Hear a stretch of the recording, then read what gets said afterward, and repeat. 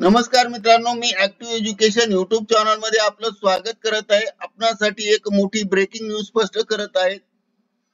तर चला ब्रेकिंग न्यूजचे स्पष्टीकरण करूया. आचारसंहिता लागू, काय सुरू राहणार, काय बंद राहणार, जाणून घ्या सविस्तर माहिती. या सदरामध्ये मित्रांनो, आचारसंहिता मध्ये काय सुरू राहणार, काय बंद राहणार हे टायटल असून मुख्य टायटल नंतर बातमीचे स्पष्टीकरण पुढील प्रमाणे आहेत. मुंबई लोकसभा निवडणूक जवळ आली असून सध्या लोकसभा निवडणुकीचं वेळापत्रक जाहीर झाले आहे. कुणाची कुठे सत्ता असेल याकडे लोकांच्या नजरा लागल्या आहेत. अशातच लोकसभा निवडणूक योग्य प्रकारे पार पाडण्यासाठी आचारसंहिता लागू केली जाते. त्यामुळे निवडणुकीमध्ये काही अडचणी येणार नाहीत. येत्या लोकसभा निवडणुकीच्या पार्श्वभूमीवर आचारसंहिता लागू झाल्यानंतर ही म्हणजेच खालील 10 कामे सुरू राहणार आहेत. 1.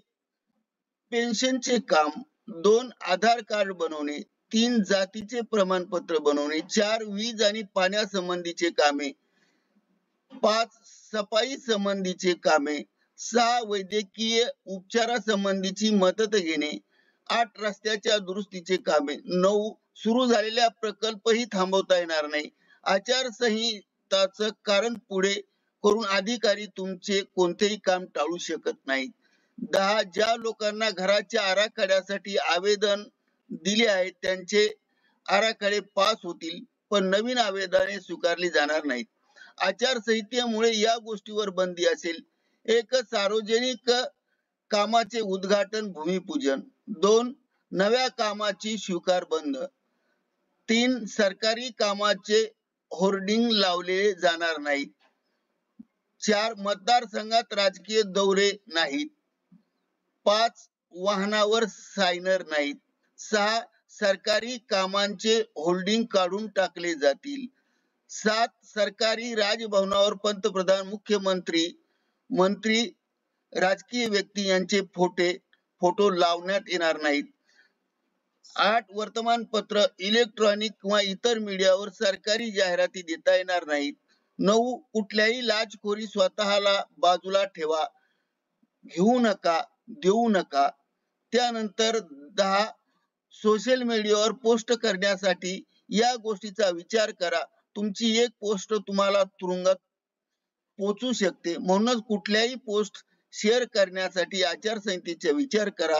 हे सर्वसाधारण नियम व्यक्तीने लागू होणार आहेत आणि पाळले पाहिजे. निवडणूक घोषणा केल्यानंतर निवडणूक आयोग सोशल मीडियावर देखील लक्ष ठेवणार असून त्यामध्ये सर्वांच्या खर्चाची तपशील आणि निवडणूक आयोगाकडे सादर करावी लागते.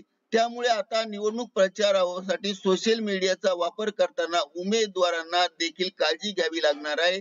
आणि आपण शिक्षण क्षेत्रामध्ये असल्यामुळे आपण आपल्या निरनिराळ्या व्हॉट्सअप ग्रुपवरून सध्या कोणत्याही प्रकारची राजकीय माहिती पोस्ट करू नका, अन्यथा त्याचा विपरीत परिणाम होऊ शकतो. म्हणून ऍक्टिव्ह एज्युकेशन युट्यूब चॅनलने हा व्हिडिओ व्हायरल केला आहे की भारतामध्ये संपूर्ण भारतात आचारसंहिता लागू झालेली आहे आणि लागू झाल्यामुळे कोणत्या प्रकारची कामे सुरू राहणार आहे, कोणत्या बंद राहणार आहे याचे स्पष्टीकरण केले आहेत.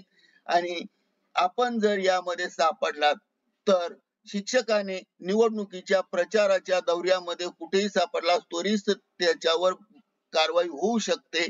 करिता ऍक्टिव्ह एज्युकेशन युट्यूब चॅनलने हा व्हिडिओ व्हायरल केलेला आहे. आवडल्यास लाईक, शेअर आणि सबस्क्राईब करायला विसरू नका. धन्यवाद. जय हिंद, जय भारत, जय महाराष्ट्र, वंदे मातरम. Thank you very much. Lot of thanks.